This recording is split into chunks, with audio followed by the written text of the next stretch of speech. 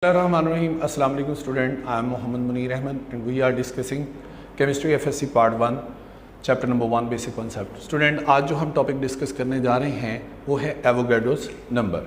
Avogadro's number को हम define करते हैं. It is the number of particle present in 1 mole of a substance. और इसी को हम इस तरह भी डिफाइन करते हैं कि 1 मोल ऑलवेज कंटेन 6.02 10⁻23 पार्टिकल्स. स्टूडेंट, इसकी वैल्यू की अगर हम बात करें तो इसकी वैल्यू जो है वो एक कांस्टेंट नंबर है 6.02 10⁻23. अमीडो एवोगैड्रो ने ये एक हाइपोथेसिस दिया था कि एक मोल के अंदर a large amount of particles 6.02 10⁻23 होती है. हम लफ्ज़ यहाँ पर पार्टिकल इस्तेमाल कर रहे हैं. पार्टिकल से मीन हम यहाँ पर अगर एटम्स को डील कर रहे हैं तो यही पार्टिकल एटम्स हो जाएंगे. अगर हम मॉलिक्यूल को डील करते हैं तो यही पार्टिकल मॉलिक्यूल्स हो जाएंगे. अगर हम फार्मूला यूनिट को डील कर रहे हैं तो ये हमारे पास इतने फार्मूला यूनिट्स हो जाएंगे. और अगर हम आइंस को डील कर रहे हैं तो इतने हमारे पास आइंस हो जाएंगे. ओके, इसको हम जो रिप्रेजेंट करते हैं एन कैपिटल और ए भी कैपिटल, लेकिन एज ए सबस्क्रिप्ट नीचे थोड़ा सा करके हम इसको लिखते हैं. अब हमारे पास हम इसको रिलेट करते हैं कि अगर हम पार्टिकल्स की तादाद की बात करें कि मेरे पास अगर 12 ग्राम ऑफ कार्बन है, it means it is 1 mole of carbon.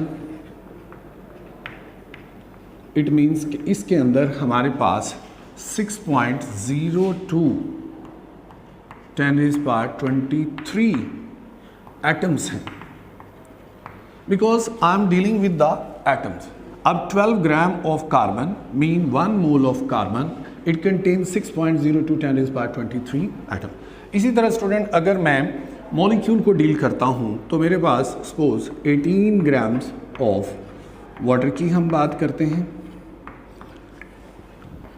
1 mole of water is equal to 6.02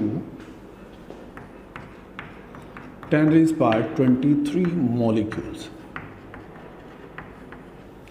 इसी तरह स्टूडेंट, अगर हम फार्मूला यूनिट को डील करते हैं 58.5 grams of NaCl is equal to 1 mole of NaCl is equal to 6.02 10⁻23 formula unit.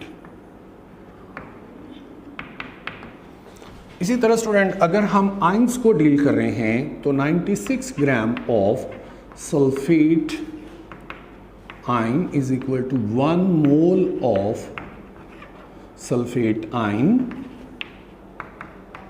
Is equal to 6.02 10⁻23 ions. Okay student, ये बात हमें बहुत क्लियर होगी कि एक मोल के अंदर अगर हम एटम्स को डील कर रहे हैं तो वो उतने एटम्स कंटेन करता है, इतने एटम्स कंटेन. और अगर हम मॉलिक्यूल्स को डील कर रहे हैं तो उसके अंदर इतने मॉलिक्यूल्स मौजूद हैं. और अगर हम फार्मूला यूनिट्स को डील कर रहे हैं तो उसके अंदर इतने फार्मूला यूनिट्स हैं. और अगर हम इतने आइंस को डील कर रहे हैं तो इसके अंदर हमारे पास इतने ही आइंस की तादाद होगी, यानी 6.02 10⁻23. अब इसको फाइंड आउट करने के लिए हम फार्मूला ड्राइव करते हैं कि अगर हमें number of particles find out करने हो. Student, you know very well कि अगर 1 मोल में इतनी तादाद है तो 2 मोल में डबल हो जाएगी, 3 मोल में 3 टाइम हो जाएगी. सो हम नंबर ऑफ पार्टिकल्स को बड़ी सहूलत से फाइंड आउट कर सकते हैं. नंबर ऑफ पार्टिकल्स, अब पार्टिकल्स से मुराद यहाँ पर फिर वही कि एटम, अगर हम एटम्स को डील कर रहे हैं, मॉलिक्यूल्स अगर हम मॉलिक्यूल्स को डील कर रहे हैं, और फार्मूला यूनिट तब कंसीडर करेंगे अगर हम आयन कंपाउंड फार्मूला यूनिट उसमें मौजूद होते हैं उसको डील कर रहे हैं,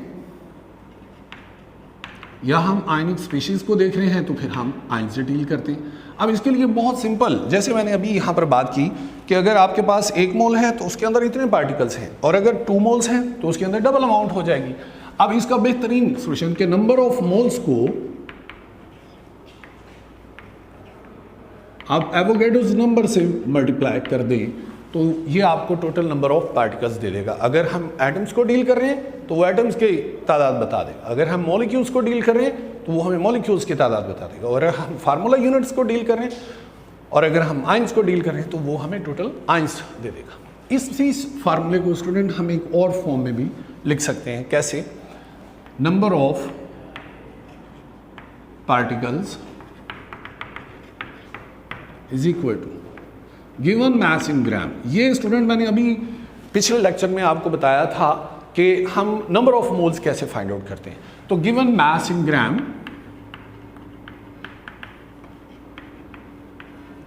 ओवर मोलर मास, ये आपको क्या देगा? नंबर ऑफ मोल्स देगा।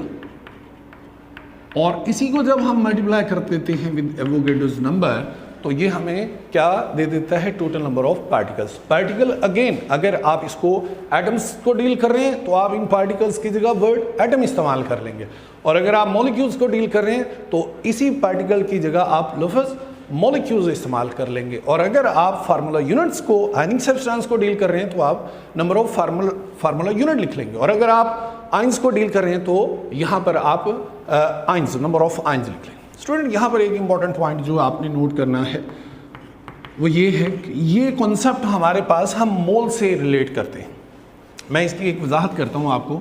जब हम एक molecule, for example one molecule of H2SO4 consider करें, तो हम इसके अंदर इंडिविजुअल पार्टिकल्स की बात करें कि इसके अंदर इंडिविजुअल एटम्स, तो हम इसको, अगर हम एक मॉलिक्यूल को डील कर रहे हैं तो इसके अंदर हम इसकी तादाद को डिस्कस करते हैं इंडिविजुअल एटम्स।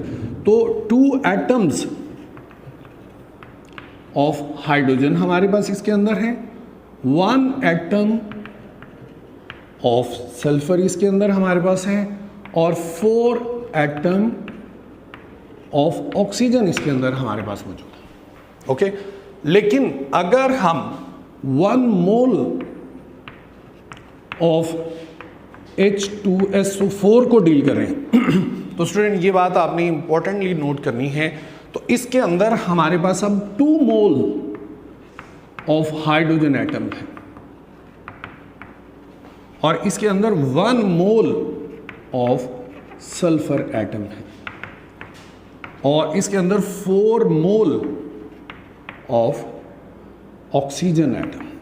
इट मीन्स अगर मैं आपको टोटल पार्टिकल फाइंड आउट करने का कहूं कि एक मोल के अंदर टोटल पार्टिकल्स यानी इंडिविजुअल एटम्स की तादाद, तो आप इसके 2 मोल्स को कितने से मल्टीप्लाई करेंगे? 6.02, क्योंकि एक मोल के अंदर इतने होते हैं।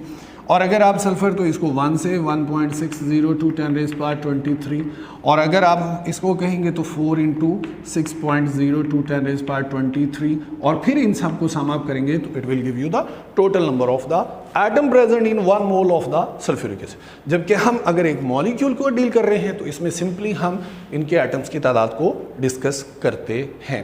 इसी से रिलेट करती हुई कुछ एग्जाम्पल आपकी बुक में भी और एक्सरसाइज में भी है, उसको सॉल्व कीजिएगा। This is all about today's topic. Next topic में फिर इंशाल्लाह मुलाकात होगी। तब तक के लिए अल्लाह हाफिज़, अस्सलाम वालेकुम।